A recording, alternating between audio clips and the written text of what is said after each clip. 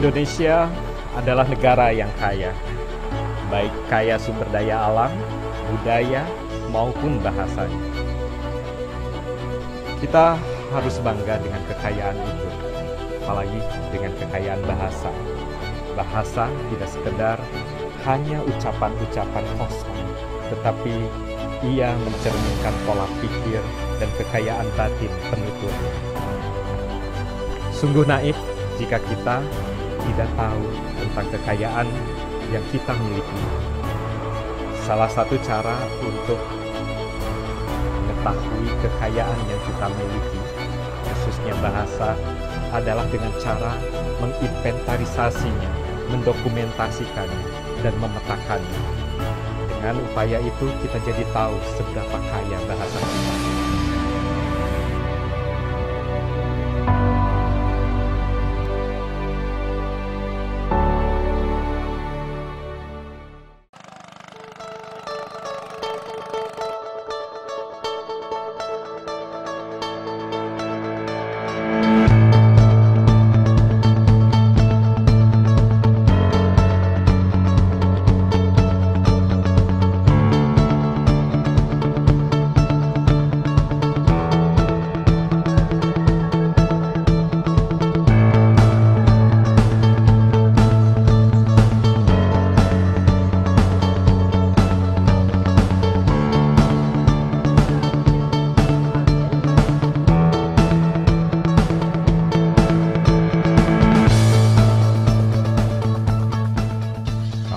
Pagar, Desa Pagar ini sudah sebelum Indonesia merdeka, sebelum zaman Belanda itu sudah ada.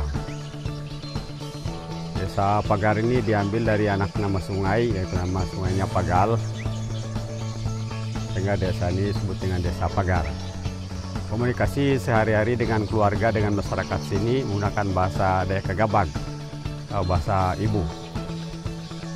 Kami dalam rangka melihara bahasa Gabag atau bahasa ibu, anak-anak sejak lahir sudah diajarkan dengan bahasa Gabag dalam kehidupan mereka sehari-hari. Yang melihara bahasa ibu ini adalah lembaga adat Dayak Gabag dalam penuturannya sehari-hari, dan ada juga pembinaan dari lembaga adat dalam rangka memelihara bahasa ibu atau bahasa Dayak Gabag.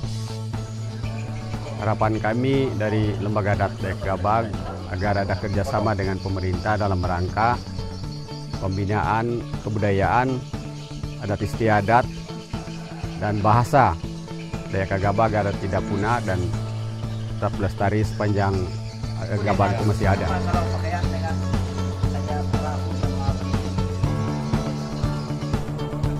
Khusus di Kalimantan Utara ini, dalam rangka penuntasan pemetaan bahasa tahun 2019, Isolek Saban, Isolek Tagal Murut, dan Isolek Agabag. Itu juga ada di daerah Malinau, Nunukan, dan Bulungan. Insya Allah pada tahun 2019 ini kita bisa memetakan seluruh bahasa yang ada di Kalimantan Utara. Lampun.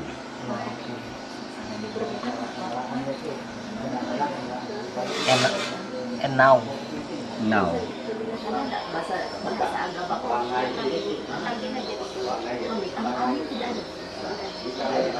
Kalau jalan, mako. Jalan kita, makotaka. Badan Pengembangan Bahasa dan Perbukuan telah memetakan sekitar 668 bahasa daerah melalui pemetaan di 2.467 daerah pengamatan. Itu data terakhir yang kita kumpulkan pada tahun 2018. Insya Allah pada tahun 2019 ini kita akan menuntaskan pengambilan data yang terutama di Papua, Papua Barat, Maluku, Maluku Utara, Sulawesi Barat, NTT, dan Kalimantan Utara. Ada sekitar 62 isolek yang akan kita petakan, dan semoga 62 isolek itu nanti akan kita petakan bahasa itu di mana saja. Kalimantan Utara ini sebenarnya kalau kita lihat, ya kan ada 3 suku besar ya. Satu Bulungan, Tidung, dan Dayak. Orang menyebutnya dulu bulu tiken atau bulungan tidung kenyah. Nah, tetapi masing-masing ini punya sub ya, punya sub suku. Misalnya tidung itu mereka punya tidung sesayap, punya tidung sembakung, kemudian ada namanya tidung tenggara atau tidung tarakan. Nah, di Tarakan sendiri ada namanya tidung Mamburungan dan tidung Juatan, seperti itu. Nah, Dayak itu ada beberapa, tidak hanya tunggal seperti dipahami oleh orang banyak. Itu ada di sini yang besar adalah Lundaya, kemudian Kenyah, Tinggalan atau kalau menurut pemerintah itu namanya Tenggalan ya. Kemudian Berusu dan Berusu, kemudian Agabak, kemudian ada Punan. Beberapa diantaranya sudah banyak diteliti seperti Kenyah ya, Kenyah dan Punan itu banyak diteliti, tetapi karena persebaran wilayah Kalimantan Utara itu kompleks, mereka satu terpisah-pisah oleh pulau-pulau kecil yang luar biasa ya, sehingga untuk menjangkau ke titik-titik pemukiman itu ya butuh tenaga yang lebih, butuh energi yang luar biasa banyak dan mungkin waktu yang tidak sedikit. Ya, saat ini saya sedang berada di Desa Pagar, Kecamatan Sembakung. Desa ini termasuk yang menuturkan bahasa Agabak. Bahasa Agabak itu termasuk ke dalam rumpun murut bersama dengan bahasa Okolot, Abai, Burusu, dan Tahol.